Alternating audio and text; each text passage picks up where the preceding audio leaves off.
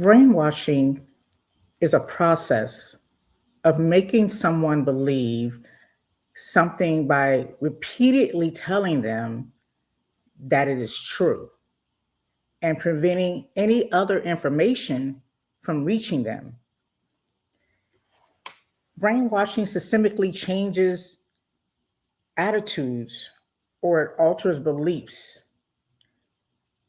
It's something you'll see a lot in a dictatorship in totalitarian countries, or if all you have is Fox News here in the United States.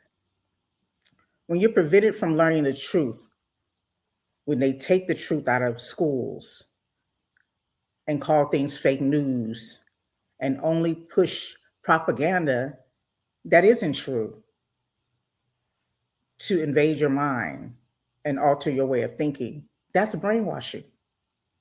So many people are infected. I know that's no way to start a show. So I'll start over and I'll be right back.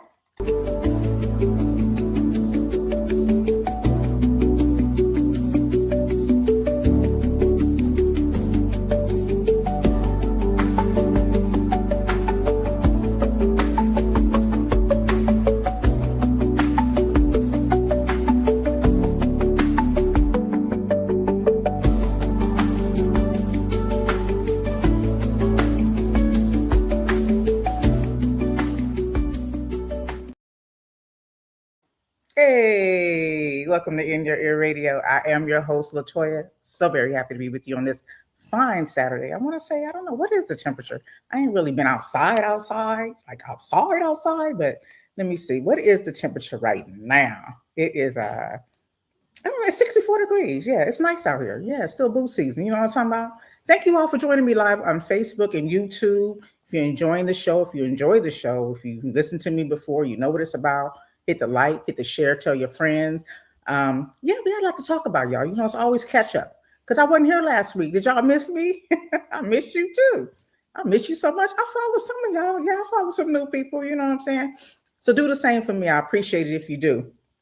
So much going on. Where do I start? I guess I could start by sharing my video to my In Your Ear radio group. So I'll do that now while you all are hopping on. And allowing your girl to get involved. Now, I haven't been coughing, so this better not be, listen, okay? The devil is a liar. We're not doing this today. But so let me go ahead and share this while I'm looking at my timeline. And Mr. Joe Madison just popped up on my timeline. How lovely. You guys don't know who he is. It's someone that I really love and adore who passed away. But I've considered myself a student of his. So let me go ahead and share this video to my group so that I can get involved with you all and engage you. And hoping that you will engage me. Remember, your comments, your presence is my present. Your engagement is important to me. This is why I do a live. I could record a podcast and just post it at any time, any given day, and it may be even easier. But my passion is interacting with those who choose to be present and show up. So don't be shy. If you have something you want to add to the conversation, please feel free to do so because I do appreciate it.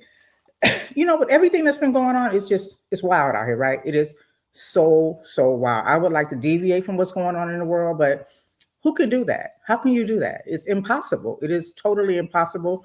If you are one of those people who have found a way to just hide up under a rock and just act like none of this is happening, I feel sorry for you because it's going to be like Rip Van Winkle. When you do wake up, it's going to be like, well, which one of y'all hit me? No, that's on Rush Hour. That was Chris Tucker. Never mind. But Rip Van Winkle had the same reaction when he woke up after sleeping for so long. Like the world had changed. So I encourage you guys to just pay attention and don't get too absorbed to where you're not finding joy and happiness. It's very important that we still find peace, joy, love, and happiness because that's what the enemy wants. That's what the devil wants. He wants you to be, just torn, just broken down and overwhelmed and really to just give up. Just give up, just, lay down and just allow what's happening to you to continue to happen and you not to fight. So I just want to encourage you guys to stay vigilant, stay focused, know what's going on, and know that you can do something to make a difference, to bring about change. Because in this society, we are the majority, not the minority.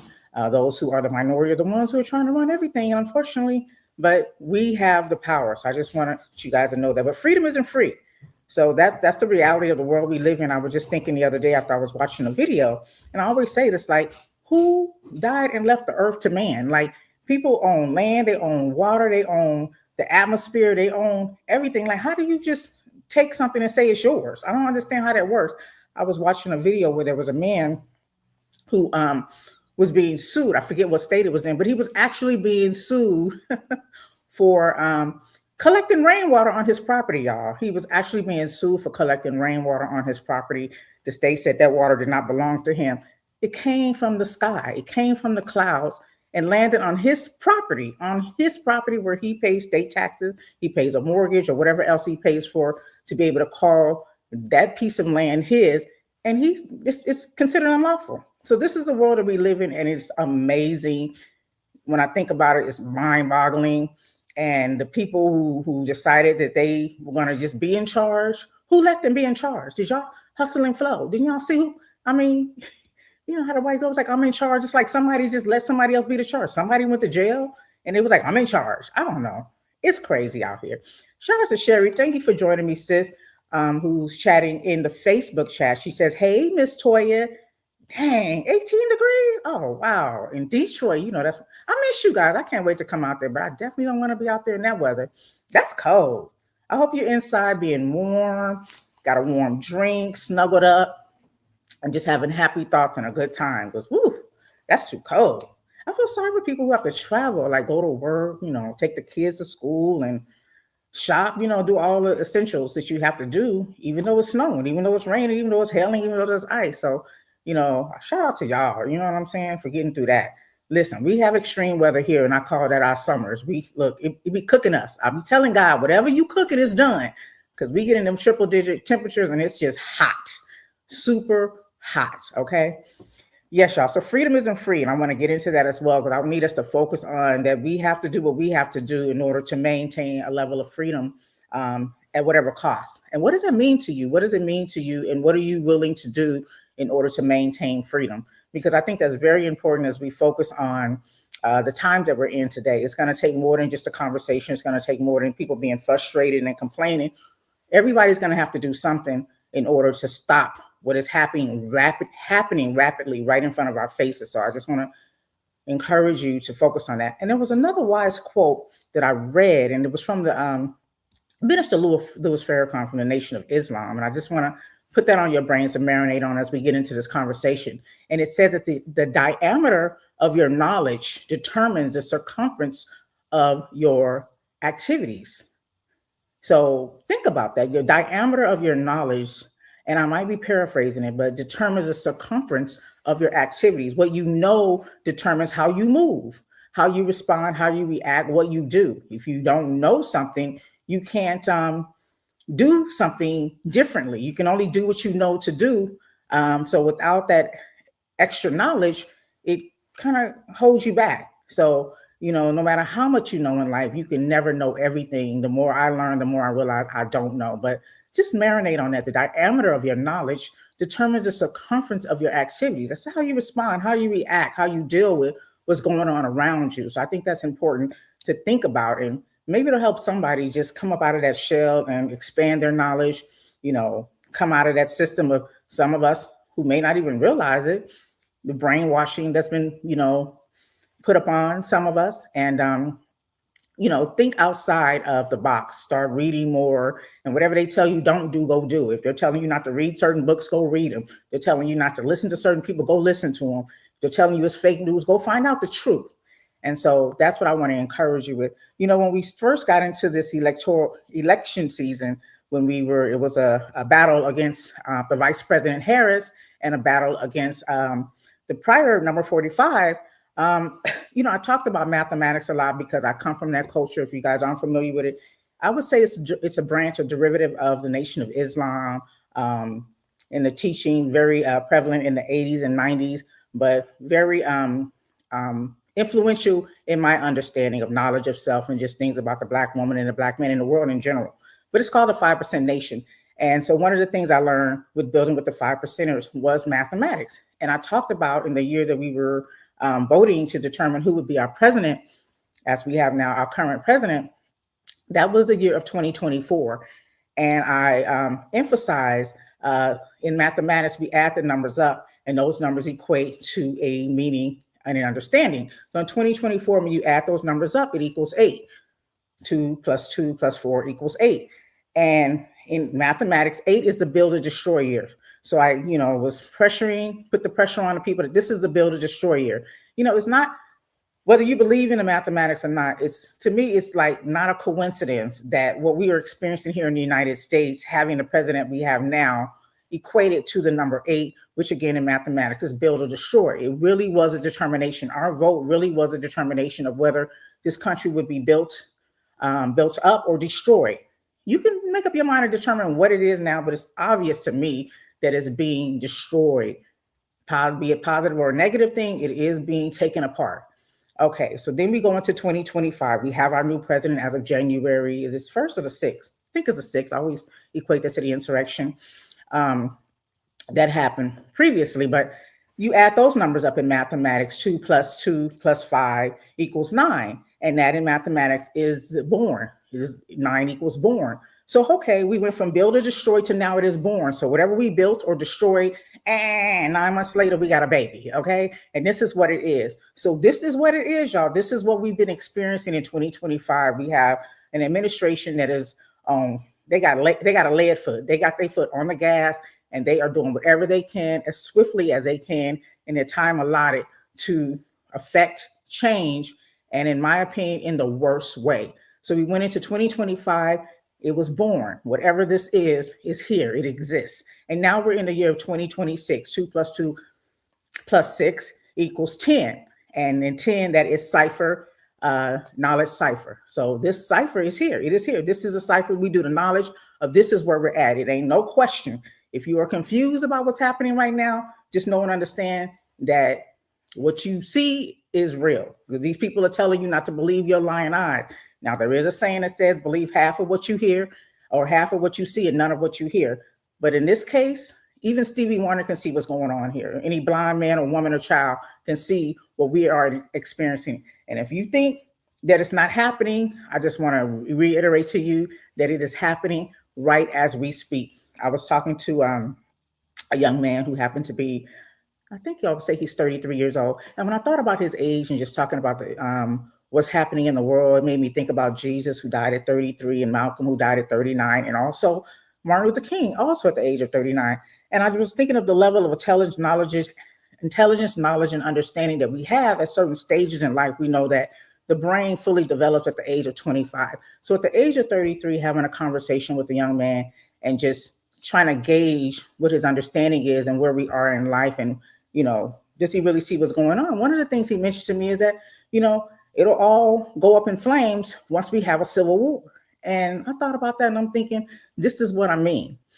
We are at war. For those who don't believe that we are, look around, read things that we are experiencing, the things that are being done to us, the way that people are being attacked, journalists, people with brown skin, all the systems. We'll get into the Project 2025, all of the branches of the federal government that are being attacked. There's a war going on. There is definitely a war going on, whether, people equate war with weapons, and it doesn't necessarily have to be weapons, because, fighting in a war could be just going to the voter booth. In a war, it doesn't, sometimes it's just on paper, and paper is enough, right? Paper was enough to make slavery legal. Paper was enough to make slavery illegal, There was war, though. There was physical violence in that nature. But it made me think of what I think that we're experiencing. And I heard a wise woman say it, and then I went along and thought about it. And I said, that's a good analogy. Have you guys ever heard of the boiling frog analogy? So if you haven't, with the boiling frog analogy, it says that a frog will sit in a pot and will allow itself to boil and will not realize that it's being cooked until it is at boiling temperatures. So literally that frog is sitting in the water being cooked and doesn't even realize that he's dinner until it's too late. And I equate that to anyone who thinks that we are not at war. You have a boiling frog syndrome. Now, I did look it up, and I don't know if that's true. I don't know if there's any scientific evidence that shows that frogs actually do that, but I can respect that perspective. I could see that, And I think it's a good analogy to approach when we're talking about people who are still asleep. As you know, this current administration considers it almost a crime to be awoke. They think the woke culture is the enemy, and in essence, to them, we are, because as long as we can see what's going on and we can verify the truth and we know what's happening in front of us, then we will always be present to fight against that. We will push back by any means necessary. And we always want to start easy because at the end of the day, we all just want peace. Good people just want to have peaceful lives. We want to go to work. We want to come home. We want to get our educations. We want to be able to take care of our families. We want to just be happy. We don't want to be wilding out in these streets. But you know what I'm saying? Sometimes you got to do what you got to do. So some of us are having the boiling frog syndrome, where we are sitting around thinking that eventually society is going to erupt. No, it has erupted. It's just going to get hotter and hotter. Basically, it's just going to get hotter and hotter. And so for those of you who think that we are not in a condition where we should be fighting, that we should feel like our lives and our freedoms are not at an imminent threat, let me remind you of the boiling frog who sat in that pot of water till it was too late. Don't be the frog.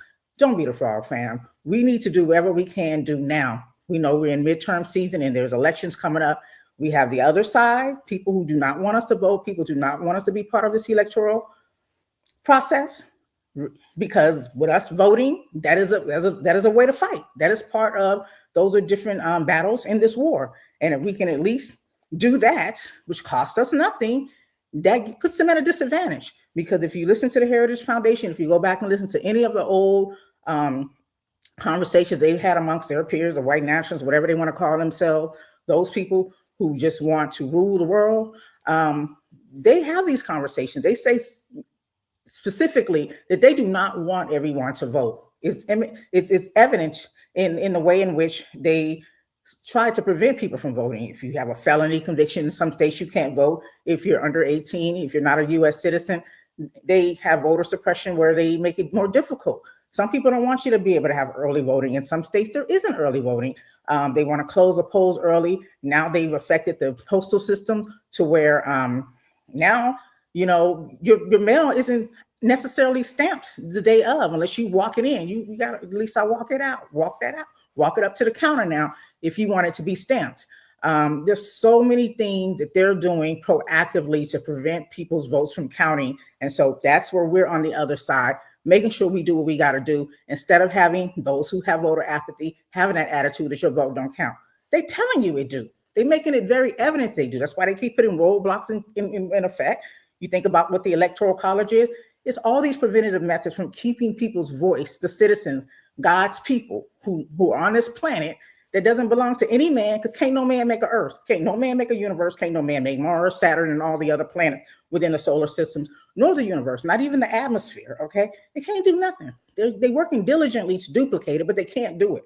So it doesn't belong to them, and we have a right to fight. We cannot be oppressed and suppressed, okay? So it's a lot going on. So we are in the year of knowledge. This is our cipher. 10 equals knowledge, our cipher. This is where we're at. And people need to just recognize that. And once you know the truth, then you can move from that, right? Once you understand what the truth is, then you can maneuver through that. Just think about relationships. Once you understand where you stand in a relationship, then you know how to maneuver through it. But if you're in the blind and you don't know, then yeah, you're going to be doing something that really isn't beneficial to whatever progress you need to make in that relationship. So it's no different. This is a relationship, and we are fighting for that. Y'all. And in the meantime, we got people apologizing, y'all. Kanye, I'm gonna need you to sit down, bro. Anybody letting Kanye come back to the cookout? Y'all know he put in this full page ad. Was it the Washington Post or the New York Times? I can't recall right now. I thought I wrote it down. But anyways, I think it was the New York Times. He got this full page ad apologizing to the Jewish community for all of his anti-Semitic slang, and all the things that he had to say about the Jewish community. He blamed it on his car wreck back in, 2002, saying that he had brain injuries, and the doctors focused more on his physical injuries than they did on the ones that you cannot see.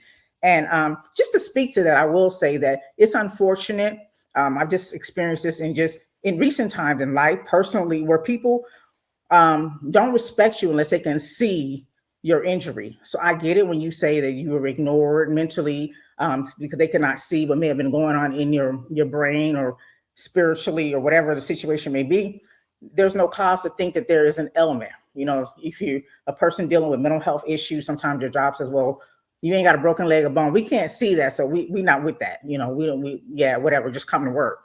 And so I can respect that to some degree, but I think about that with people that I remember. There was you think about people with dementia. And I'm thinking of white old women and old men in particular. And this isn't all of them because everybody different, right?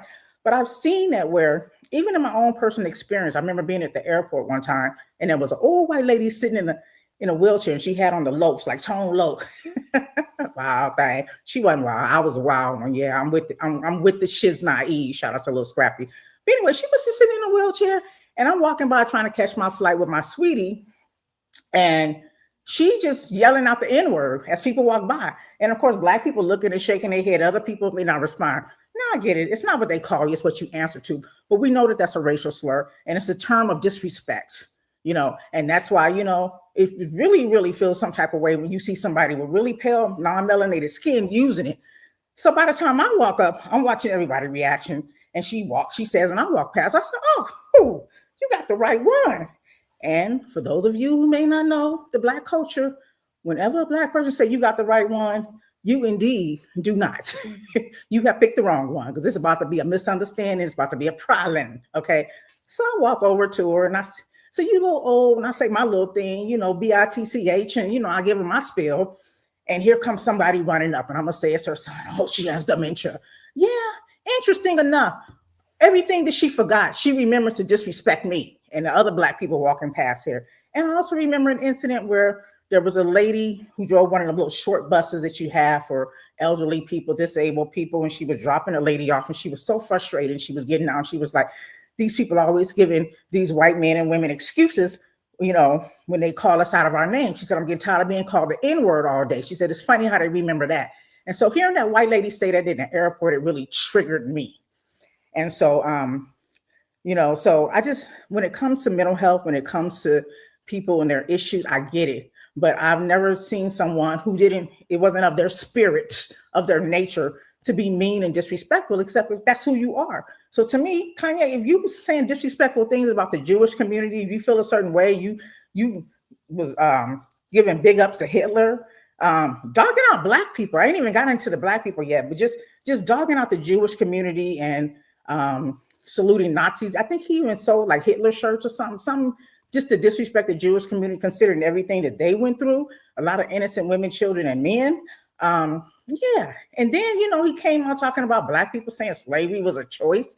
Like, next time they throw a net out, maybe all of us not stand in the same spot, and, dogging out Harriet Tubman, just being disrespectful. You know what I'm saying? Just being across the board disrespectful. To me, you can have a mental health issue, and I can respect that, and pray for your healing. But does your mental health issues make you be a mean, disrespectful, racist, ignorant ass person? If that's what it makes you, I can't forgive you for that, because everybody with mental health issue aren't you. And so I don't know. How do y'all feel about that?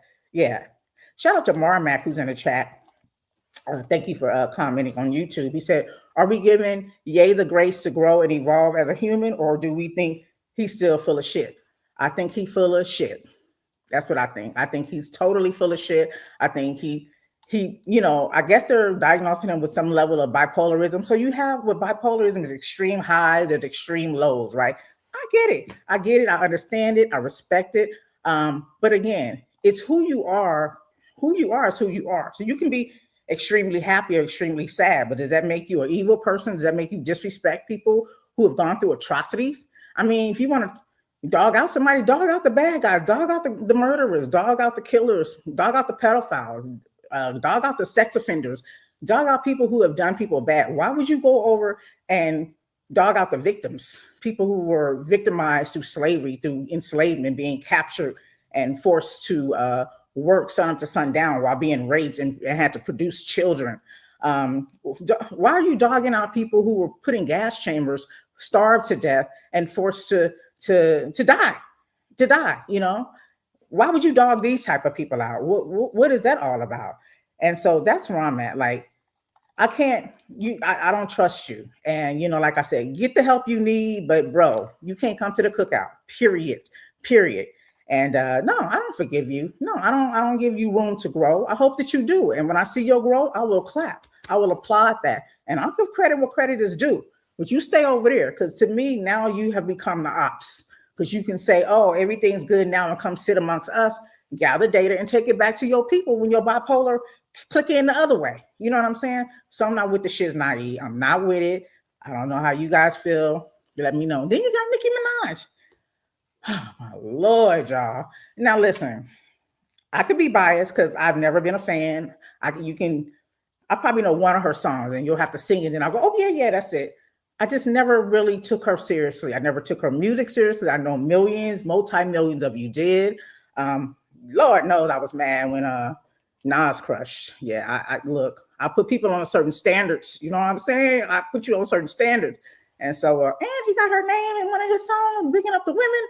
Yeah, I'm gonna have a conversation with him. I hope they edited that. But yeah, me and him, we're gonna have a conversation, because she ain't it. Because she's been disrespectful, and she's disrespecting some of her top fans. Her top fans being the LGBTQ community, Black people. You know what I'm saying? So you come to this country, you're not even a U.S. citizen. Nobody thinks about that. But now that we in this climate that we're in, and this woman has come out and talked about there's a war against Christians in y'all know what I'm talking about. Good Lord, in the continent of Africa. And yeah, I hate when I can't remember something. I really do. But anyway, she ain't even worried about what's going on where she's from in Trinidad. She over here talking about they over here slaughtering Christians. And yeah, on the tip of my tongue. I hate that. Anyway, it's an African country. And it'll come to me, and somebody will say it in the chat, I'm sure. But that's what she came out with.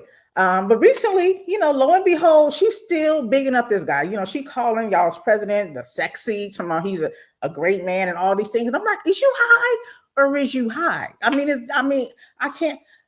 I'm struggling right now. My brain is having a hard time processing the level of ignorance, the level of disinformation, misinformation, lies, manipulation, the brainwashing. My brain is struggling to make sense out of it, because how do you make sense out of shit that don't make sense?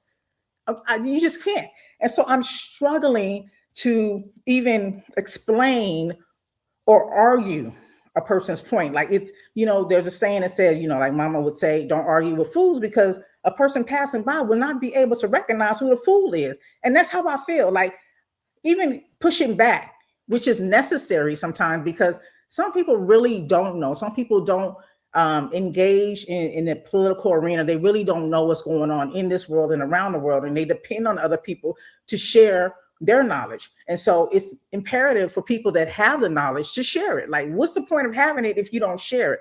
So the pushback is, no, son, that ain't true. But it's like, really? Do I really have to have this conversation? Or really people?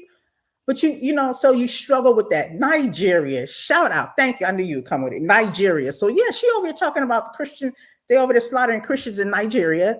Meanwhile, she's from Trinidad. What's going down in Trinidad? Why they were shooting boats? You don't hear about these boats no more. Or the Venezuelan president that they kidnapped. What's going on with him? Somebody tell me, because I ain't seen that on the news now. I'll be honest with you. I don't really be watching the news like that. But it ain't trending. It ain't trending. We don't know what's going on with him and his baby moms, his wife, whatever. We don't know. Okay. We don't know what's going on with that situation.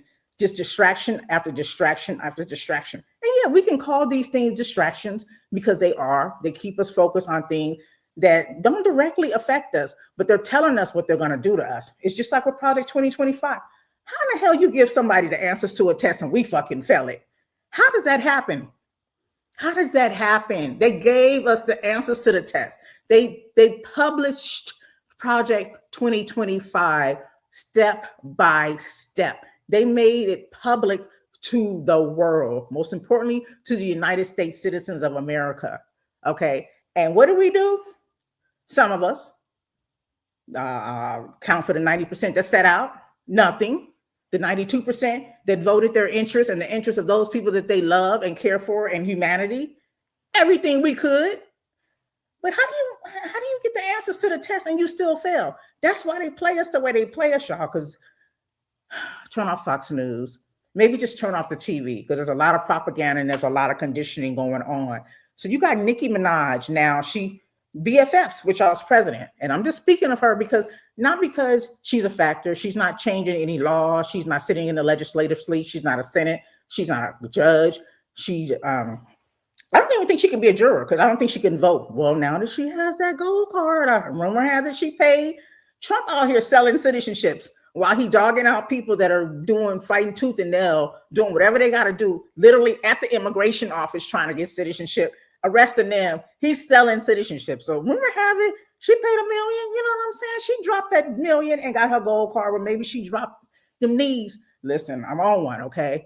Whatever she did, she is officially a citizen now, rumor has it. And we know the backstory. We know she has a brother who's an accused child rapist, an 11-year-old. We know she has a husband who's a registered sex offender. He can't travel without reporting where he is, so that limits his whereabouts. So that was my whole thing with her. Like, this is what you're doing. This is what you're doing. You're going to sell out everybody, because the thing is, there are people, again, back to my point, that watch, that listen, and they depend on people whose face show up on social media or in the public to tell them what it is. And so for the millions of people who follow her, some of them believe her, they trust her.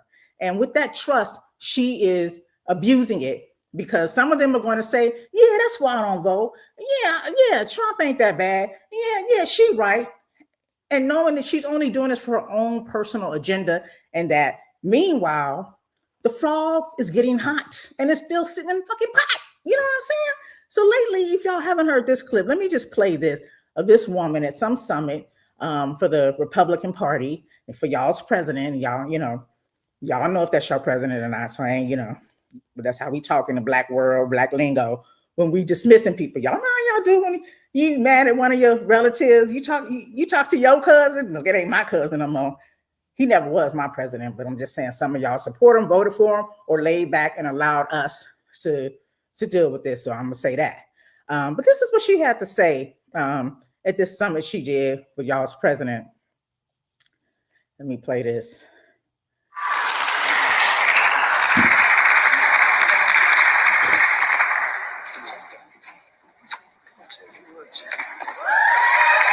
She walking up to the podium holding his hand, number 47. Hello. Well, I don't know what to say, but I will say that I am probably the president's #1 fan. And that's not going to change. And the hate or what people have to say, it does not affect me at all. It actually motivates me to support him more. And it's going to motivate all of us to support him more. We're not going to let them get away with bullying him and, the smear campaigns. It's not going to work. Okay? He has a lot of force behind him, and God is protecting him. Amen.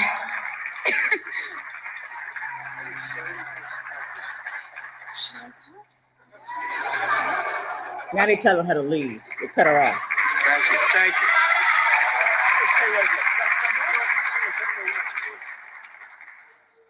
And then you got the other guy who's at the summit from Shark Tank, the one that always say you dead to me. I never liked him anyway, but I was okay with people being assholes on TV. It's like you get a story. I'm not a doctor, but I play one on TV. You can act and do you. You can be the worst person on television, but in real life, that's you.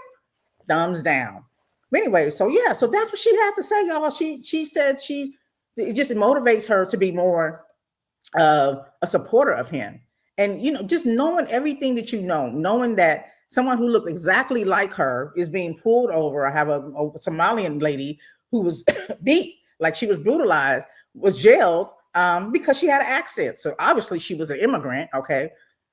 Just a footnote here. I think there was an executive order put in. Just so you guys know, executive orders are signed by presidents. They're temporary. When a new president comes in, these executive orders will be out of here. Like if y'all watched Janky Promoters, how they did Old Boy's tape, you know what I'm saying? He said this for the streets. So the next president could be like, yeah, this for the streets, and throw that executive order right out of there. Different from the Senate and the Congress, where when you sign something into law, it's in law unless they vote to change or amend it, right?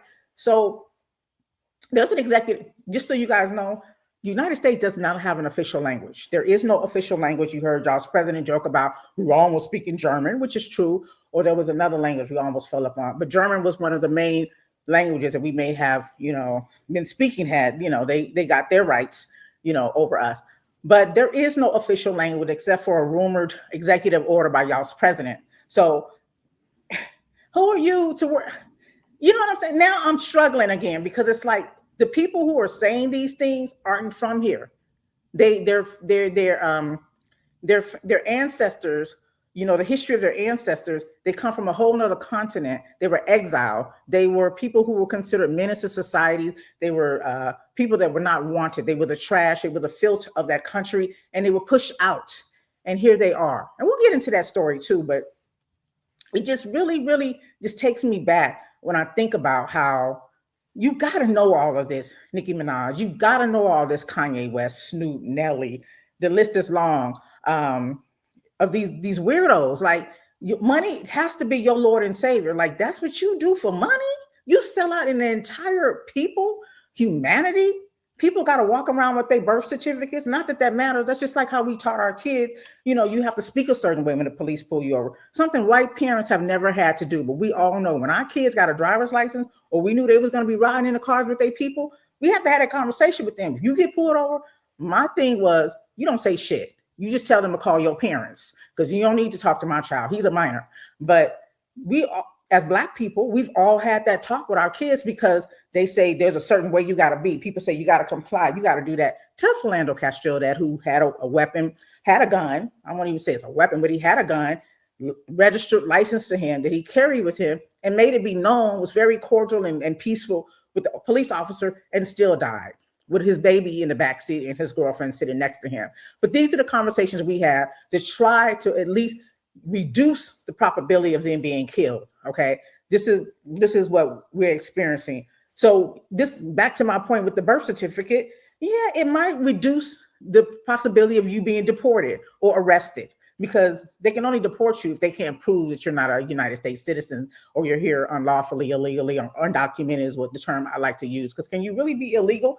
Back to my point, who made Earth? How are you gonna tell people they're illegal? Like, what the hell? You an alien? And even still, is there a law? They got space. We got a space law. The aliens can't come. Like, who's in charge? Who's in charge of existence? Who's in charge of existence? And why are we gonna let you be in charge of existence? So now we have people having to walk around with their birth certificates and their certificates that show that they are lawfully here. And again, that doesn't mean that they're not going to be locked up, jailed up. People got jobs, people got stuff to do. Nobody wants to be worried about that. Kids aren't going to school. People aren't going to work. It's a lot going on. And this broad got the nerves to big up this man for a citizenship. Shout out to GB, who's in a YouTube chat, and I really, really appreciate you engaging me. As I said, for anyone who's in the chat, who's listening and watching, please feel free to engage and have and give your feedback as well. But GB says we got to stop being surprised by these celebrities. When you realize these celebrities are bought and paid for, you'll understand that they owe favors to the business partners. Child. They say everybody has a price, though. They say everybody has a price, but I can't respect your hustle at all. Like, you willing to give everybody up for that? Yeah. Yes. Marmax said it sounded like that Percocet was kicking it. Listen, I had to laugh when she was like, amen. I was like, she was even laughing. Like, girl, really? Like, this is really? I can't believe this is unbelievable. Like, yeah, that Percocet was definitely kicking in. But it's sad, y'all. It is so sad, because again, this is really happening. This is really happening. The frog is in the pot. The water is boiling and it's getting hotter and hotter. It is not cooling off. The only thing that's going to stop this is if somebody realizes that the pot is on and save the frog, turn the pot off, set the frog free. Who's going to set us free? Gee, it's a lot. It's a lot. But yeah, with Kanye, he says so many negative things. Y'all throw him away. I cannot. Another note, I want to give a big up to a lady who I didn't even know existed until maybe 2 weeks ago. You know how you just scrolling on your phone and some video was trending of a lady who was driving by in her car and she was handing out food to people.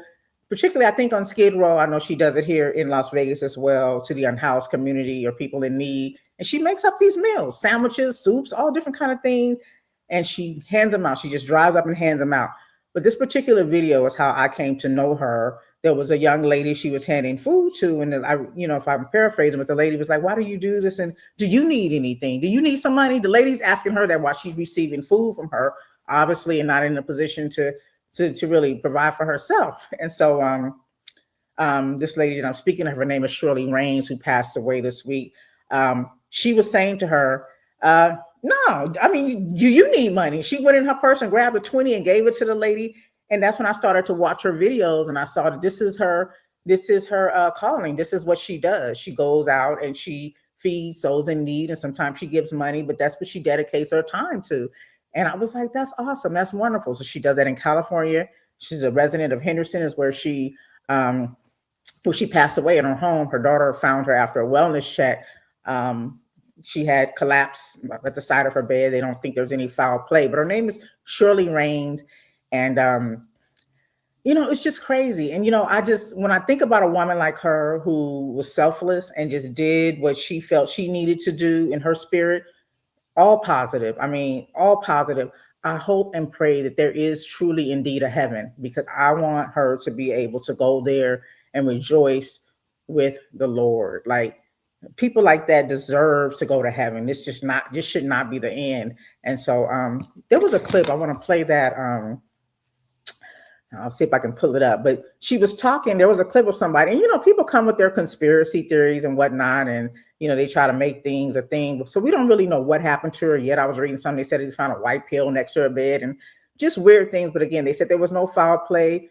Her daughter said she wasn't sick. So they really don't know yet. I'm sure they have to do their autopsies and all of that to determine, but they really don't know yet what caused her demise. But now, of course, people are saying things, and this is off Dr. Umar's website, but they're talking about it. Now, you have to dig in, because they post these things. Again, we're talking about Shirley Raines, who was a woman who was of service to the community, people who were unhoused and they were hungry. She did what she could do to provide some type of relief some of the pressure off them. She got up and did that. And so she was found dead. But, you see these videos and you have to really research, because something will pop up on your social media. You'll think it just happened. And so you have to really, really do this research, because I was thinking this was something recent, and even hearing the conversation, as you guys will hear. But I think this was a few months ago. But the headlines read that this was a post that Miss Shirley had posted about waking up with no memory before she passed away. Obviously, it was before she passed away. But the headlines will get you. That's all I'm saying. The headlines will get you. So let me just play this. And this is what she was saying. I wish I could show you guys a video, but I struggle with that. And I'll get that together one day. But this is the video. A little bit serious. I need to talk to you about something a little bit serious. I realize I've been missing all week long. I have no memory of the week. The last thing I remember is hanging a piñata up on last Saturday, at Maryville's. I remember feeling extremely thirsty, and I remember telling Brandy my legs felt weak underneath me. After that, I have no memory of driving. They said I continued to feed. I drove home. I woke up Tuesday. I went to sleep Saturday night. I woke up Tuesday in my house, scared, bruising all on my arms as if somebody had grabbed me. My memory is completely erased. I still can't remember. I went to the doctor. It was too late to draw my blood to see if anything was in there. I'm still not 100% back to normal. My daughter's been taking care of me. It's been extremely scary. They ran all kind of blood tests on me. Nothing comes up. They think I need to do a better job watching, my surroundings. Somebody might have slipped me something. But that's where I've been all week. You haven't seen me feed, no donuts, no hot dogs, no pizza, no nothing. I'm still trying to get my memory back. I don't remember. It's extremely scary. And I'm just really trying to process. So I don't know if that had anything to do what led up to her demise or whatever, but there's all kind of rumors that maybe somebody slipped something and maybe she had a stroke or health condition. We don't know. We don't know.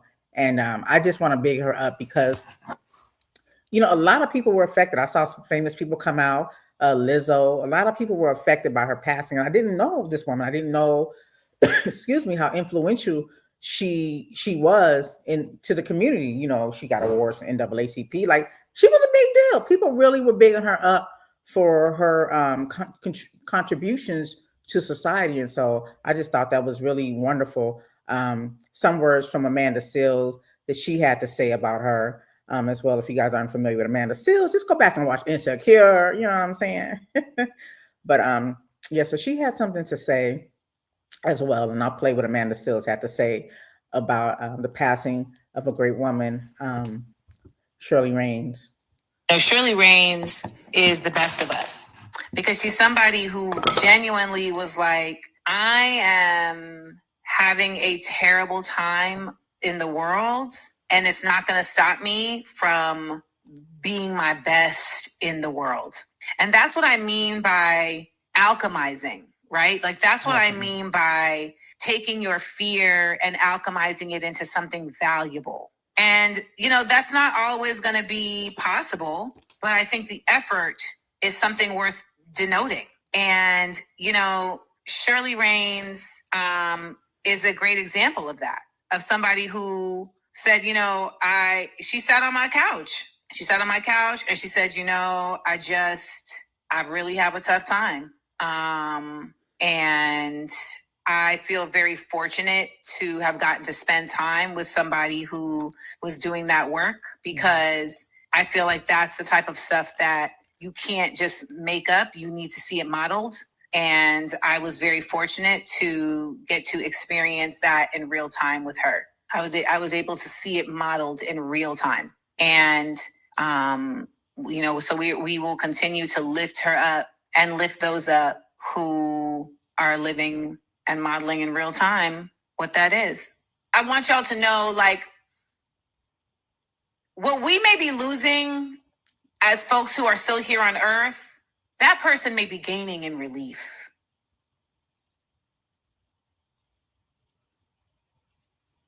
And I don't know if Miss Shirley, I don't know the circumstances of her passing. Right. But I do know that she was a soul that was very, very in pain. And the first thing that came to me when I saw this was she gets to see her son. Those souls will get to connect again. So when I say rest in peace to Miss Shirley, I mean that. Amen. I think that's sweet that she said that. I think about that when people pass too. Like she said, she gets to see her son again. I didn't know a lot about Shirley Raines. A lot that I've learned. She's new to me.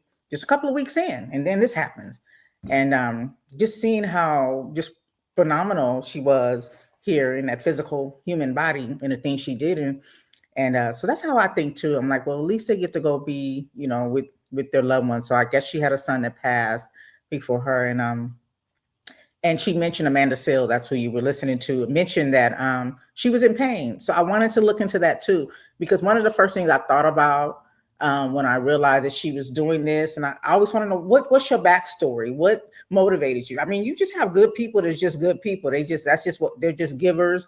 They are of service to people.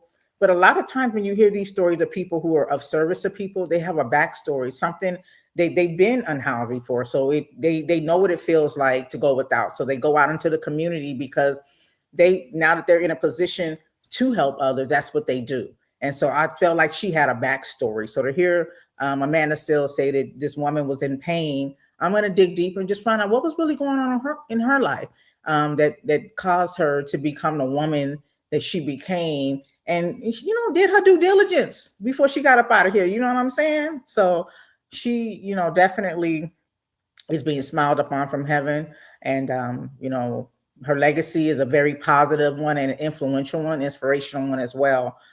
So rests in heaven, Miss Shirley Rain. Listen, did anybody do the ice out yesterday? Was it Friday? Yeah, January 30th.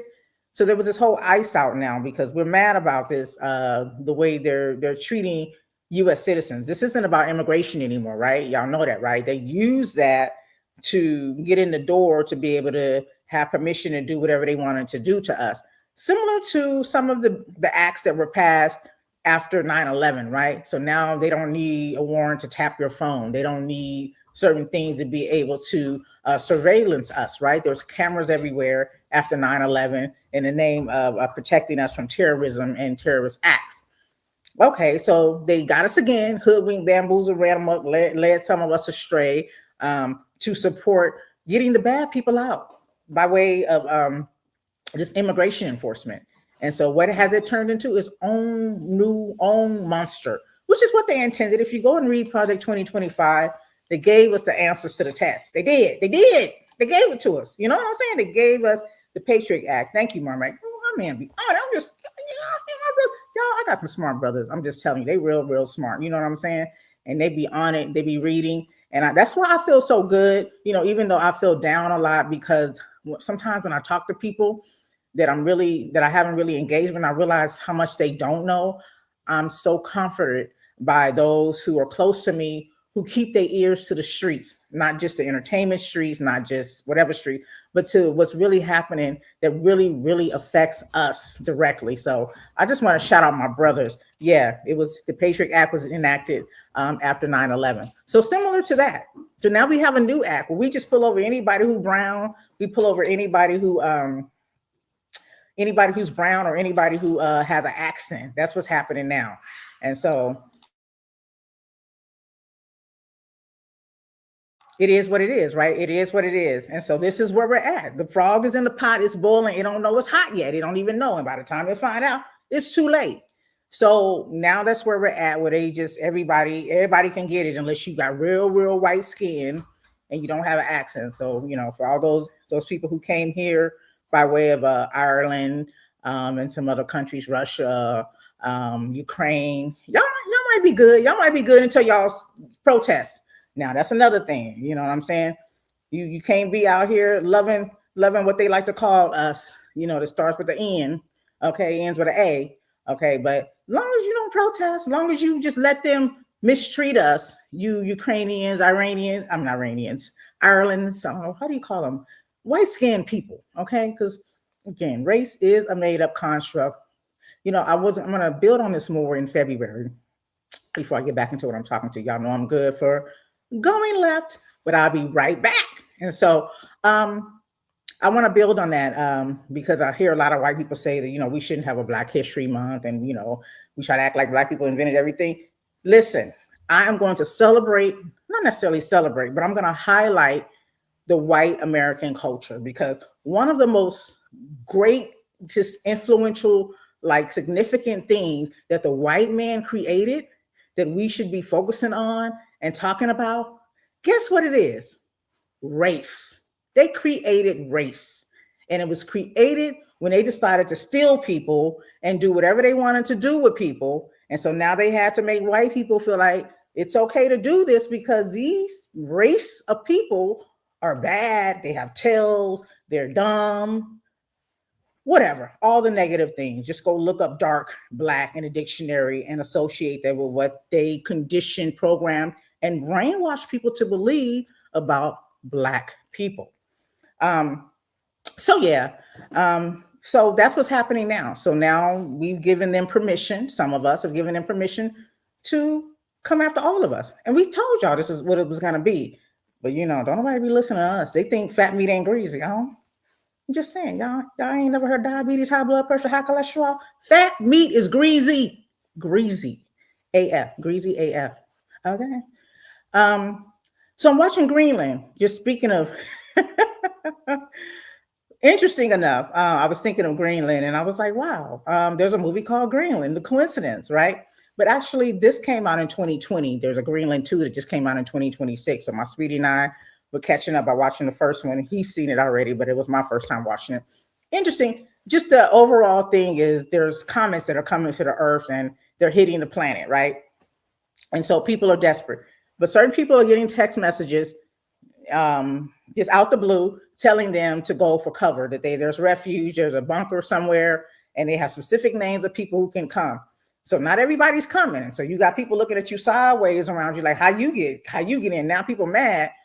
And it just, this whole psychology of it just trips me up. And I always associate it to real life when I'm watching movies like that, when it comes to doomsday, any kind of science fiction. I always equate that to what's happening in the world right now and how the psychology of humans are. Because we're seeing this even in this movie. You see people responding this way. There's a lot of otherism. So again, some people are going into these bunkers and other people are looking at them sideways, and now they're mad. But the cold part about it is, come to find out, these people that were just, as far as they know, randomly picked, were picked, and I'm talking about the movie Greenland 2020 release. They were picked because they had certain trades.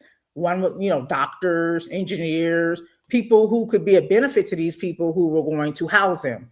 Mind you, you still have military personnel and all of those other people who had to just get them on board and were not included in going into these bunkers. So they were there to escort people, but their lives, they were still going to be collateral damage, had, considering that the comet was going to hit eventually. But to see the nature of humans, people were stealing people's masks because now the environment is contaminated. Now I see, if you have a mask on and then you got an extra one, I can see you snatching that one. Like, you don't need that. You secure. I'm gonna take it. But you really gonna take the mask off someone else's face. You know they're going to die so that you can live. Like, what is I now? You Jeffrey Dahmer, I get it. You know what I'm saying? You a serial killer. Take his mask. Take her mask. But just a regular human trying to live just like you. And that's the nature we live in to this day. We have people that are willing to, get them, ship them up out of here because they're taking all the jobs. Let's get rid of them so that I could have more. You have people like Nicki Minaj and Kanye West and Snoop and all these people so that I could have more. Yeah, we can. They can be collateral damage. They can die so that I can live. I can live to see another day. This is what we're experiencing, even in the movie. It's human nature, and it's so unfortunate because I can't see myself in any level of desperation taking the life of someone else or causing the demise of someone else that ain't done nothing to me so that I could live. I wouldn't even want to live. How do you live like that? How does your conscience not eat you up? And it was just really, really crazy. But that's the world we live in, and I think this is so tied into what we're going to experience if we're not already experiencing a lot of this now. It's really, really crazy. It's crazy. And just speaking of Greenland, I thought it was interesting. I'm going to play a clip to you guys because y'all know y'all's president wants Greenland. He out here he out here doing it. And he's mimicking Hitler. And I want to get into that as well. I'm going to try to just highlight a few things that, if you guys don't know, you don't want to go back and watch old documentaries, maybe just Google and just get a outline of some of the things Hitler did to gain control and to do the things he was able to do to millions of Jewish people and other people. It's similar. It's actually like the same playbook that we're seeing with this current regime here in the United States. And like I said, it goes back to the boiling frog, y'all. It's really happening. People think it hasn't really happened yet, because when it really happens, people are going to be out in the street and they coming out with their guns. And I'll say, yeah, it's going to be like Tulsa. They're going to be using U.S. warplanes to take us down, because what y'all need to remember is, while we're talking about, fighting back, I 100% support that. Indeed, I raised my child to fight back. You don't let nobody bully you. Do what you got to do. But you have to work smarter, not harder. So what can we do that would prevent us from all being casualties of a violent war? Going back to Greenwood, Tulsa, Black Wall Street, where they use U.S. military planes to take us down. Kamala Harris said it herself.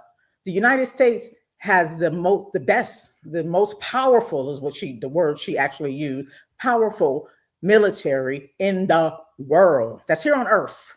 Y'all put an F on the end because you know what I'm saying. Listen, language is made up anyways, you guys. And back to what I was saying maybe a couple of weekends ago, I was talking about the word conversate. I said, even the word conversate is something that we just started using as a people, not me, but some of y'all. And it's being used so often. It wasn't a real word. So some of us who are like English nerds was like, conversate ain't real. It's like saying minds. You put an S on the end. No, you're not two. But you say it enough, it goes into the dictionary. So conversate, a made up word, because it wasn't part of the English language yet. It is now, just like all the other words in the dictionary. What was I talking about? Kamala Harris. So, anyways, the most powerful military in the US, in the world, on earth, yeah, with the F on the end, here is in the United States. So, yeah, there is technically more of us than them globally. Globally, we have the strength and we have maybe what it takes. But if we want to make this a little easier than more difficult, with less casualties, just a stroke of a pen, just a stroke of a pen. It's paper. We can, keep it on paper. You know what I'm saying? And on that level. But anyways, back to Greenland. So this man, part of the Project 2025, part of what Hitler's did, made enemies globally. This is what y'all's president is doing. And so one of the things, he's hitting up Venezuela, he's hitting up Nigeria, he's hitting up these different places, with the tariffs. He's pissing a lot of people off, and he's putting the people in a bad situation. You know what I'm saying? Because we ain't got nothing to do with that. But you know what I'm saying? It's like having one of them cousins. You can't really go out with them because they get into it with everybody. Like, you a peaceful person, you ain't got no beef, but that's one of your favorite cousins. But they stay into it with people, so you gotta be ready when you with them, but somebody might run up on them. That's kind of like the position we're in here as people who live in this country with a leader such as him. But yeah, he wants Greenland too. He wants Greenland. And so I'm trying to put two and two together, because even in the movie Greenland, they ended up, finally, they made it to their destination in 2026. They made it in the 2020 movie. They made it in 2026. They're there, and it's still fire and the asteroids, comets hitting the Earth. So I'm like, yeah, what's so big about Greenland? So that's where my brain is now. My whole focus is, why Greenland? Because my question has not been answered yet, and I'm a very curious person, so I will be researching to find out why Greenland. And I say that about y'all's president too. And I want to play a clip. Let me see if I can find it. So it was a lady talking about Greenland, because I don't know why you think these people want to be acquired by the United States. And she explains thoroughly why, for them, it's not a good look. And so this clip is that. So let me just go back here and pull it up. And if you won't be able to see her, but looking at her, she looks like one of the Inuits, is what they call them, if I'm pronouncing it correctly. And every time I say that word, I think about when I watch movies of Black people, European movies per se, like the UK and things of that nature. And they be like, in it, I know they two different words. Inuit, it just is an indigenous person, a person native to the land. And I'm talking about the people of Greenland. But in it, you hear people say that like in it, like we say ain't it here, but they be like in it in the movies in the UK. Anyway, y'all know I'm random. So but so yeah, this clip, I just wanted to play this because she can say it better than I think I can say it, when she explains how pathetic it is for this man to think that anybody would want to be a part of the United States, considering the condition we're in now and how peaceful they are. And mind you, Greenland is a small population. I think, what is it, 56,000, less than 60,000 people live there. And the majority of them people, over 89% of them, are Inuits. Again, indigenous people. They look like Native Americans. You know what I'm saying? But he want Greenland, for the resource. Just greedy, can't get enough. You got food in your mouth and you still over here eating, and you snatching it from other people that ain't ate all day, ain't ate in days, and you snatching food from them too. This is what these money hungry people are doing. But here's what this lady has to say from Greenland. Again, she is a native. So I think Trump doesn't know about Greenlandic people. We don't really value cash and Kardashian lips and fake boobs and stuff like that very highly. Actually, you cannot even own land in Greenland. You can get an allotment for your house, and then you own the house on top of the land. But Greenlanders don't believe in the land is for one person, is for everyone. And so is the seas, like the riches that we have there. So it's a big miscalculation that he thinks that Greenlanders would be incited by cash or something like that. We're not. And even if you were to say like $100,000 per person or something like that, we wouldn't give up free healthcare. We wouldn't give up free education. We wouldn't give up being a part of Europe. We wouldn't give up on our sovereignty eventually. And we're a very sovereign people within the Kingdom of Denmark. We're autonomous right now. we do not want to be rich like the Americans are. See how greedy they are. They're even trying to shoot their friends or invade their friends just for greed. And we know that there's minerals and oils possibly in our underground, and that's worth so much more even than that. But even if we didn't have that, we would still not be bought. So everyone here knows about the Inuit in Alaska and all of the native tribes, Indians, American Indians who are there. Their land was taken from them, and they haven't been treated that well in America. And we know that Trump is very much surrounding himself, at least, with the white power people. And we are not white, as you can see. We are of color. Yeah. And so we know our rights probably would be taken away. And we also know that we're very good as we are together with Denmark. As mentioned before, we have free healthcare, we have free study. Whatever you want to study, you can do that for free. And actually, government will give you money to study. So while you're studying, you're getting a grant from your government. So all of that we wouldn't trade for, like the welfare state. We wouldn't trade for anything in America. But also you have to remember, a lot of Greenlanders have family, like their mother or father or grandmother or grandfather who's Danish. We do have a 400 years history together or more in terms of being interconnected in that way. So, and we're also seeing a lot of protests in America right now that is unsettling, with the ICE agents who are sort of going after a lot of people. And from here, it looks like maybe he's going a lot after brown people, and we are. So I think. Who wants to come here? Like, they got free healthcare, free education. They get grants. They have the land belongs to God, and they just have papers that says you can live here. This is you. You pick your spot, kind of like a lot of places in Africa. You know, they have everything they need. They have peace. They're respected as indigenous people. They why would they want to become a part of what is here in the United States? You know, we look abroad and we see just the dress everywhere, right? We see how these dictatorships work. And people really, again, going back to the boiling fire, do not realize that we're experiencing the same thing, because we have a government now behind the scenes. We know there's lawsuits that are being, you know, there are some good judges. I guess they want to go to heaven. They believe it might be a heaven for a G. So they doing the right thing. But we don't really have the support that we need as citizens. We can't expect those who have been elected to serve us to protect us, right? So they're not doing anything. They're not doing anything substantial to stop him. You know, even when the judges say, no, you cannot arrest Don Lennon, they send the FBI and the FBI arrests him. Like, if he's doing that, then why ain't y'all arrested him yet? Why haven't y'all arrested him yet? Like, arrest the president. You know what I'm saying? Arrest the president. I've got Ice Cube in my head right now. It's arrest the president. Arrest the president. He says, I took back my ice in all black tonight. That's right. Some, you know, who got a sacrifice. You know, I'm an improviser. I don't use the N word. So he said, I'm not a criminal. I'm a Seminole. I was free once. Now I'm clinical. You so technical. This was Mexico. Okay. Texas, California. No, where I go is owned by Texaco. Now where I go is owned by Texaco, is what he said. F them, and the rest of you. And I turn the fruit into a vegetable. Listen, he says, arrest the president. I roll with the aliens.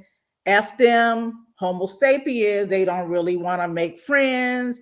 And the story goes on. Arrest the president. Now, he came out in 2018 with that when this man was elected. Y'all's current president. He was number 45 at the time. So, yeah. Why ain't he being arrested? Like, even if he get out the next day, like Don Lennon and some other journalists who were arrested, they got out the same day, if I'm not mistaken. But why ain't they using the same tactics as he's using? Why ain't that happening? You know what I'm saying? And with all this going on, shout out to Shanta, who's, you know, adding to the conversation on YouTube. Thank you so much. She said, in the meantime, they're fighting within while he's rotting from inside out. You know, who are we talking about? The president? Is that who we're talking about? Oh gosh, I don't know.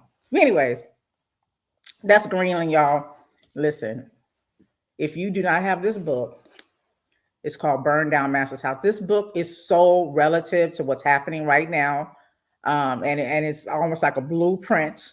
And I haven't gotten through the whole book. I mean, honestly, I'm still on chapter 1, and here's how I'm reading it. I'm reading it and I'm listening to the audiobook, and it's fun because it's actually author Clay Kane, who's also a host on Sirius XM Urban View, 5 days a week, Monday through Friday. Brilliant man. I'm gonna say young man 'cause I'm like 2 years older than him. I don't know. But anyways, he's brilliant.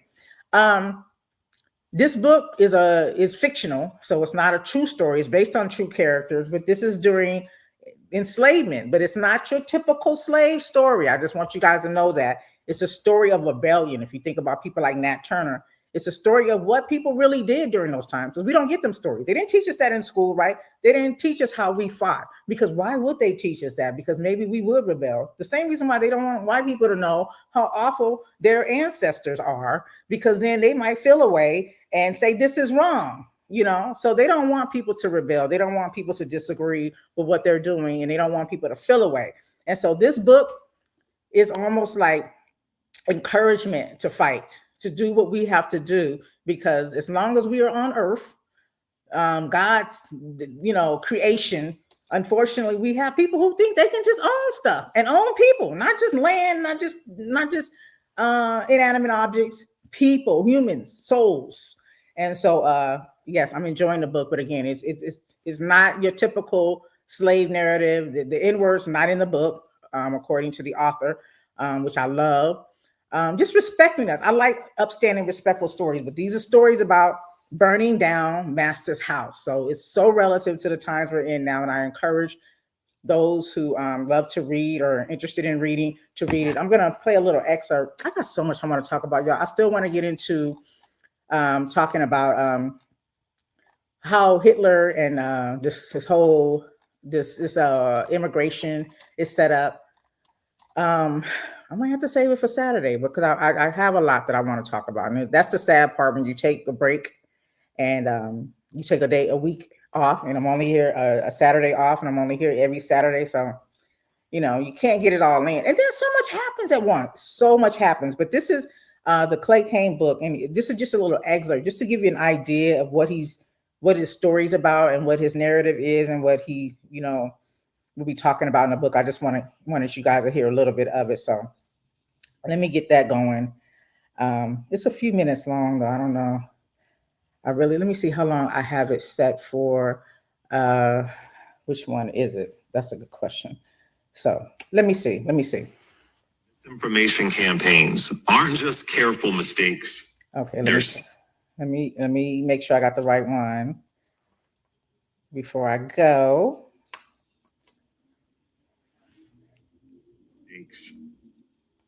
Misinformation campaigns aren't just careful mistakes. They're surgical strikes against our ability to see how these systems' legacies infect our world. Truth and facts are ultimately what makes collective opposition possible. If people are swayed to believe resistance is hopeless, they'll surrender before the battle even begins. But once they learn of others who have resisted and won, the idea of rebellion transforms from a fantasy into a possibility. Just as contemporary purveyors of misinformation work tirelessly to keep others in ignorance, enslavers once strove to prevent the enslaved from learning of successful revolts that might embolden them. Misinformation campaign. So basically he talks about how these misinformation campaigns, and I call it brainwashing as well, are the fuel that keeps people deaf, dumb, and blind. It keeps some of us from knowing the truth and not, and being a boiling frog, basically, because you just allow yourself to be conditioned to think a certain way, based on what you're watching, Fox News, all these newspapers, and all of these talking heads on these cable TV shows, the stuff that you read, the headlines, and people that you listen to that are hella ignorant. And he talks about how that's how they win. And so their fight is always to keep us deaf, dumb, and blind, lacking the truth and the knowledge, and just countering anything that sounds like it could be a threat to their plot, which is to keep us oppressed and to rule over us. One of the most profound things he said in that conversation, in an excerpt that he was reading, he said, if people believe that the battle, that they can't win the battle, and I'm paraphrasing, he says, then they'll just surrender. How many of us are like that right now? If you have people out here who think it's hopeless, that's why they don't vote. Oh, it don't matter. They just do what they want to do anyway. You got the electoral college. Oh, they pick whatever president. They don't engage because they don't think they have any way to win. And so they don't even attempt to fight. And I think that's so important for us to reiterate for those who, feel hopeless. That's all we got is a fight. If we just lean over and just let them just do what they want to us, then that's exactly what happens. And then you'll just be a complainer. You'll be on somebody's plantation being mistreated for generations, your family, people you know and love. These people that were enslaved had to watch their wives be raped. They had to watch their child be taken, stolen away from them, from them. And I say, whatever, because you hear people say all the time, oh, if I was enslaved, Kanye, for example, I would have done this and I would have done that.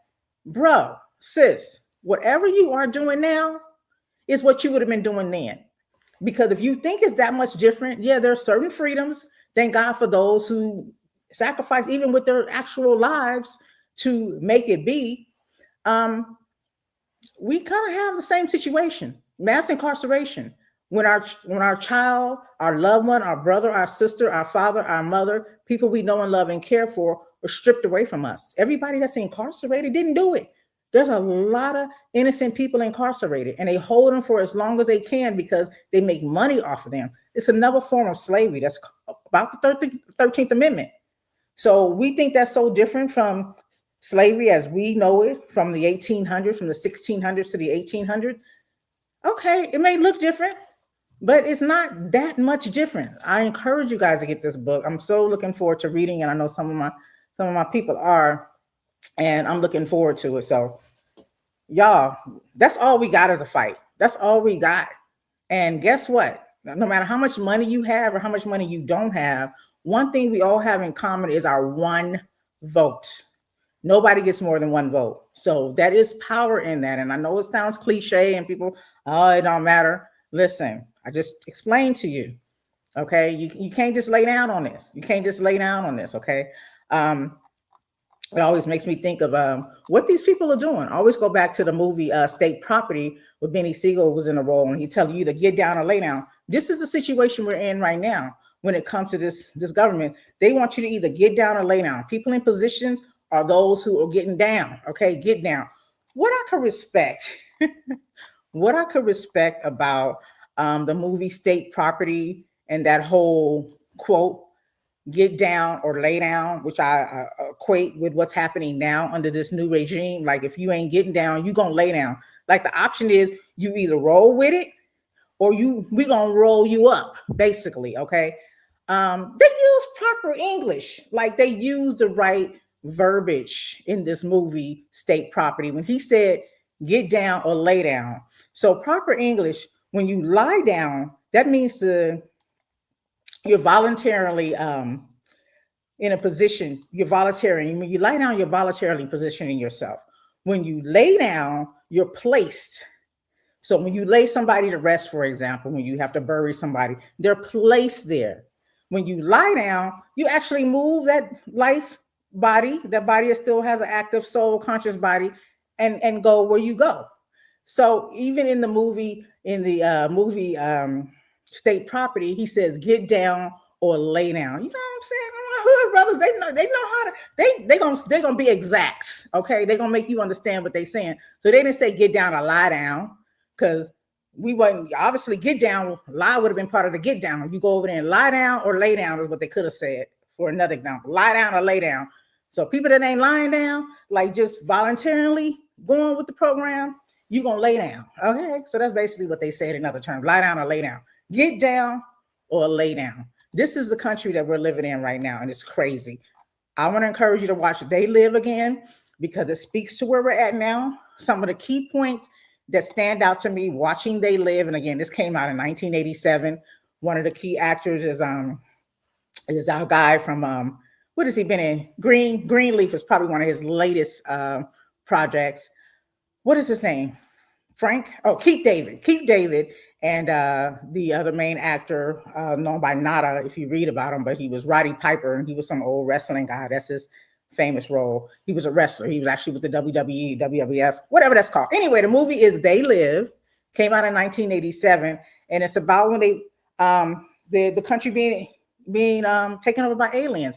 And I'm gonna be honest with y'all, in 2020, I felt like the aliens had landed. I even posted about it. I felt like some unfamiliar types of life forms had entered into the country. And if you look at the Speaker of the House, she looks like she's soulless. And that's how I imagine aliens to be. They're not humans. They don't have souls. Maybe they're androids. You look at Nicki Minaj. She doesn't look like she has a soul. She looks like she's a clone, an android. That's just my conspiracy theories thing. But the thing about the movie is you got a man who's out of work. He meets another man on a construction site, and they end up working together. And one of the men finds some glasses, and the glasses allow them to see certain things. So people are being programmed, and they're being programmed by these glasses. And it tells them to keywords: obey, watch TV, sleep. What are some of the other terms? Conform. These are actual words that they're programming. Remember, I talked about brainwashing. These are the actual words that people within that society are walking around and being conditioned to program into their brains. So it's a lot of subliminal messages. Again, conform, sleep, work, watch TV. What are some of the other things? But just think of any word that dumbs a person down. That's what they did in this movie. And it's so relative to what's happening now. Again, we have this whole woke campaign, right? They don't want people to have knowledge of what's happening around them. So go back and watch that. And again, I like to watch a lot of sci-fi and apocalyptic. I know how to say it. Y'all know what I'm talking about. Apocalyptic. Anyway, let me leave that word alone. Y'all know what I'm talking about, like when the doomsday movies.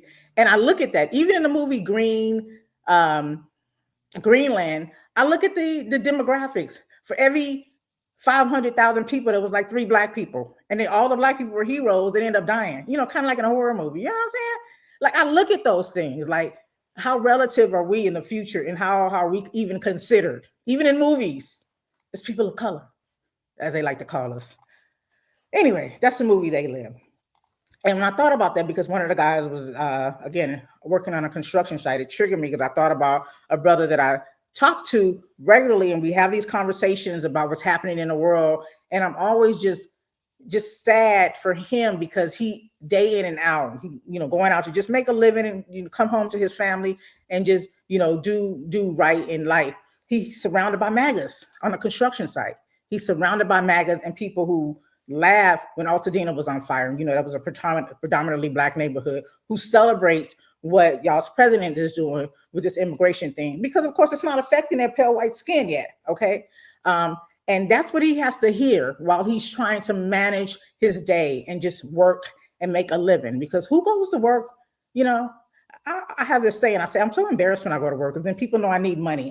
The point is, who goes to work except that they need the money? Like, okay, I'm being facetious, but for real, like, if we could just sit around and money just come to us, how many of us would actually pull up to do work? But imagine going to work every day and having to hear an influx of hateful, white, ignorant people who think that these rich white people care about them so much that they're going to matter at any point, and having to just hear them dog out your community, dog out people who are suffering at the hands of people who just want to oppress people a whole day.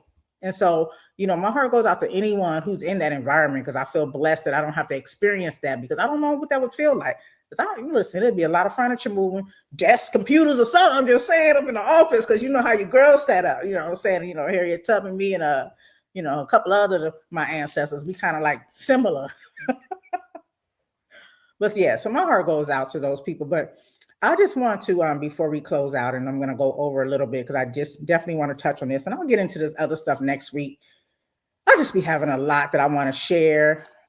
and then I try to talk fast so I can get it all in, but it just doesn't work out that way. But I hope that you guys are really grasping the message I'm trying to get here.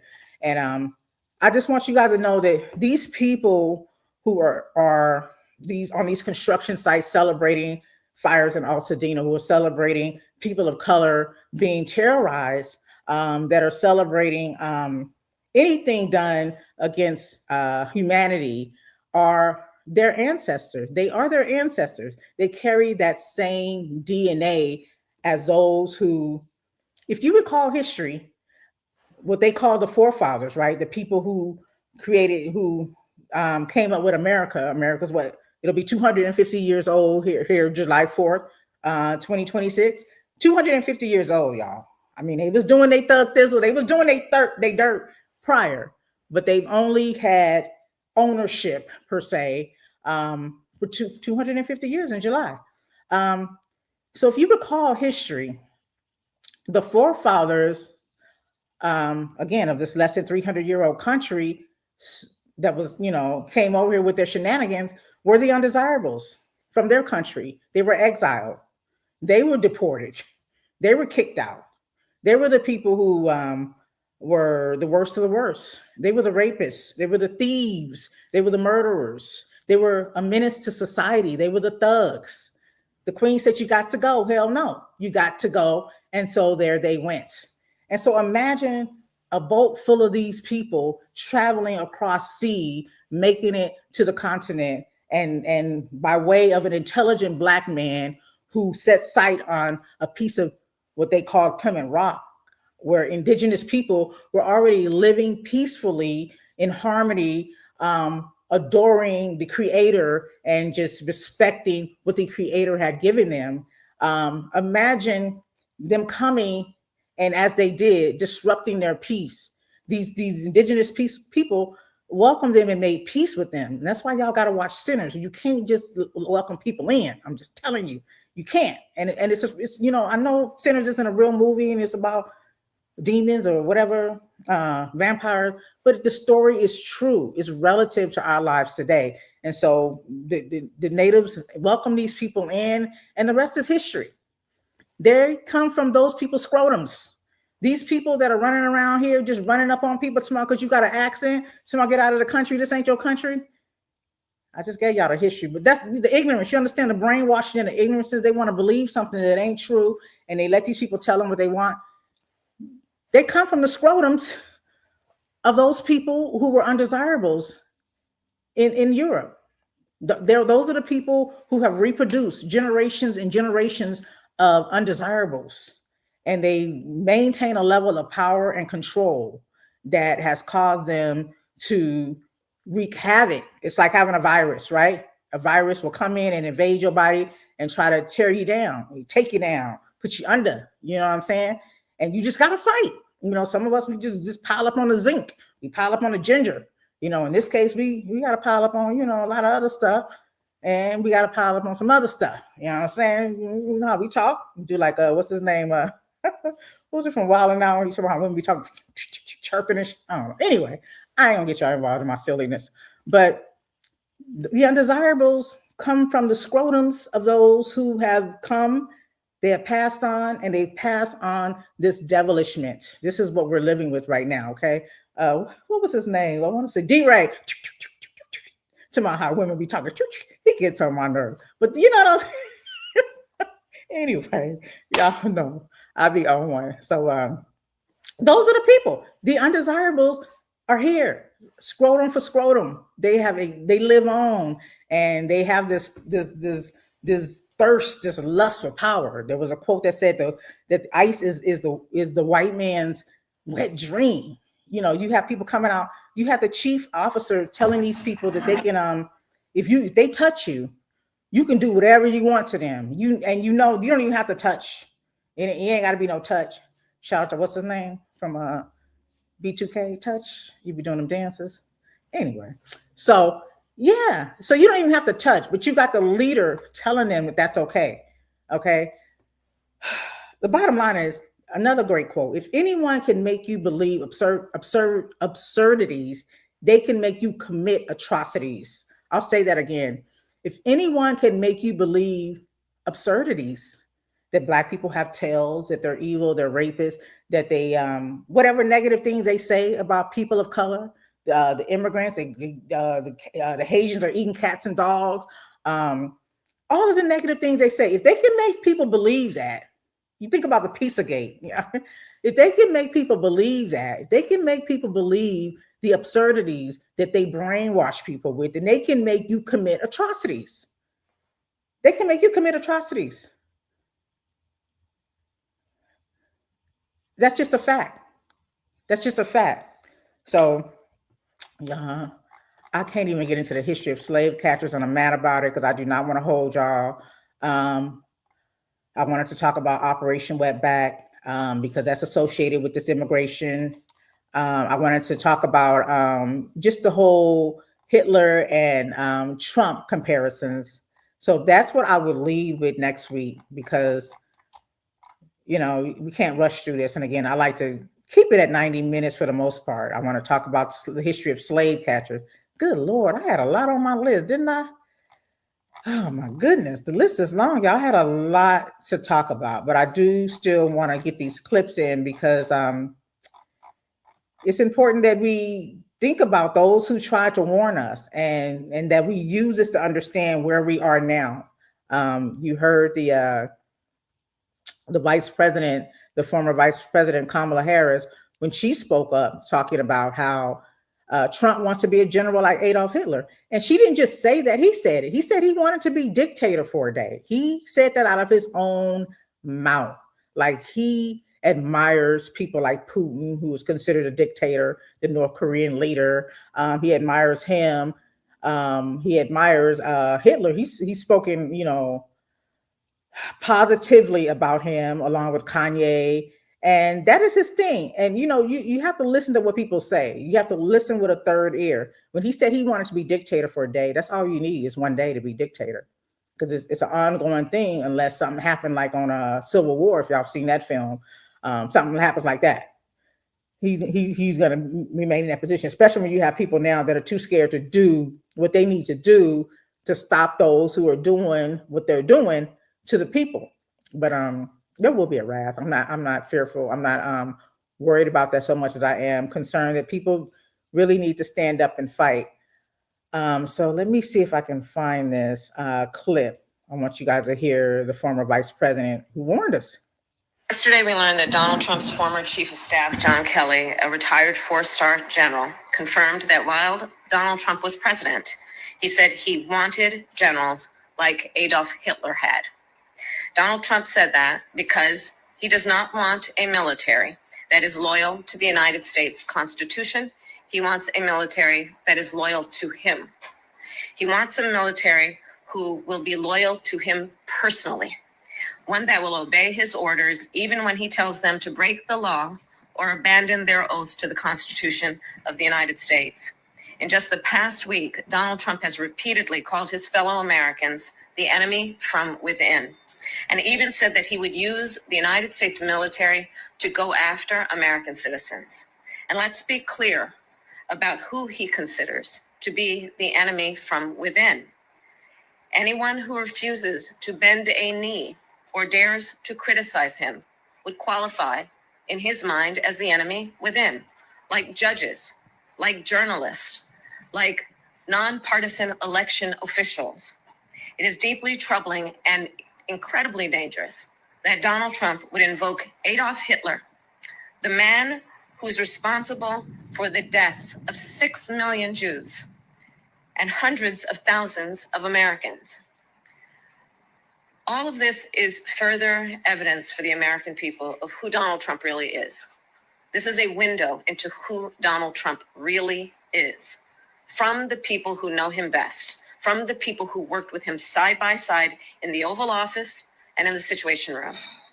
And it is clear from John Kelly's words that Donald Trump is someone who, I quote, certainly falls into the general definition of fascist, who in fact vowed to be a dictator on day one and vowed to use the military as his personal militia to carry out his personal and political vendettas.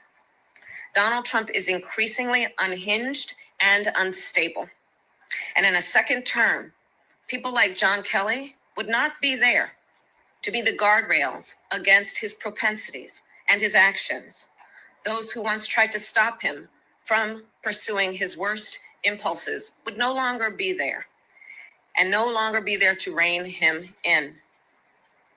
So the bottom line is this. We know what Donald Trump wants. He wants unchecked power.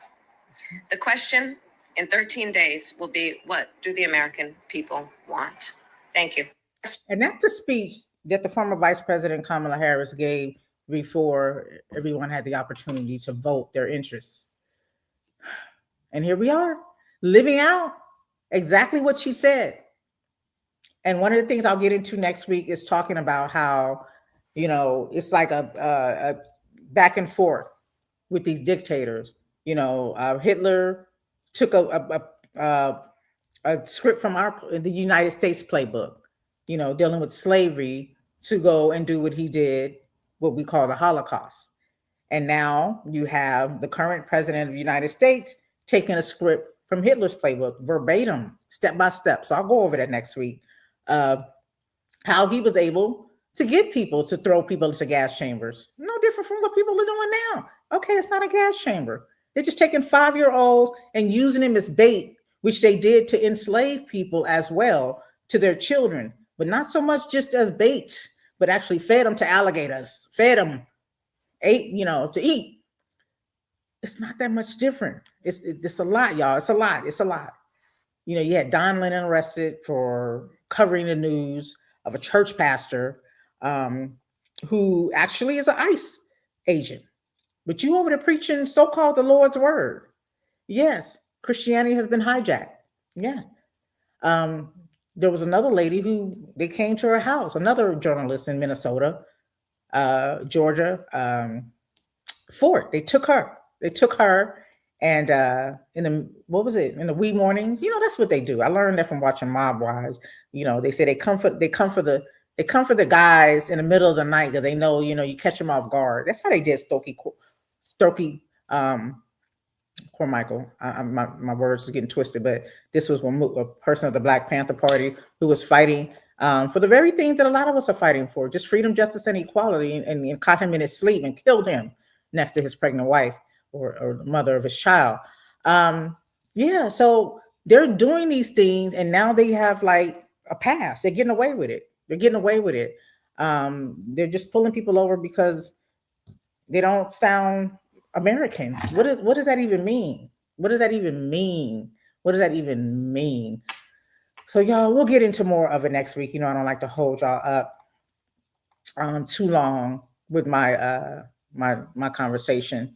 I want so much more to get into. Just making sure I'm not missing anything that I really, really wanted to reiterate. But I just want to reiterate while I have you here is that the diameter of your knowledge determines the circumference of your activities. Okay, the diameter of your knowledge determines the circumference of your activities. So let that sink in for those who, I don't know what to say. I hate wagging my finger, but it's really for those who aren't doing the bare minimum. I'm speaking to those people. Like, why is that? Why are you not even doing the bare minimum? And, encourage you to learn more and read more. Yeah. And again, there was even a quote from The Handmaid's Tales. And I know that was a series that's depressing, but it's relative. These movies, again, are relative. So even The Handmaid's Tale, they said the people were swayed to believe resistance was hopeless. They were swayed to believe that. And that's what they want you to think. Like, they don't want us to speak out and talk against them because we can come and arrest you. Yeah, you'll get out on your own recognizance, maybe, but it's going to be an inconvenience. And who's to say you won't get caught up with a bad cop that won't beat your ass and not bring you to the jail alive? That's the world we live in. So if people are swayed to believe resistance is hopeless, they'll surrender before the battle begins. And again, remember, the white man's commodity, these people who want to rule over us and have power over the whole world, you hear them say it, generation after generation, New World Order. They're speaking of it now in international meetings. You hear these white men use that term, New World Order. The commodity for them is the death, dumb, and blind. That is race, immigration, religion, class, sexual orientation, just to name a few. That is their money. That is their money. They print that shit out every day and they blast it everywhere, hoping to keep us brainwashed and conditioned to believe, to hate those who have no power, and to aspire to be like those who do have the power. The cold part is those who have the power are not very good people. They don't have very good souls, even if they do have souls. But we'll get into it more next week. Before we get out of here, let me thank all of you guys that engaged me, that have watched and chatted with me. I always appreciate y'all. Special thanks to Marmac, Shanta Jackson, Miss Sherry, and GB for engaging me live. I appreciate y'all so much. And for those who watch later, please, share your thoughts. Let me know what you think about this live podcast. Let me know what you think about it. And let me go ahead and say thank you again.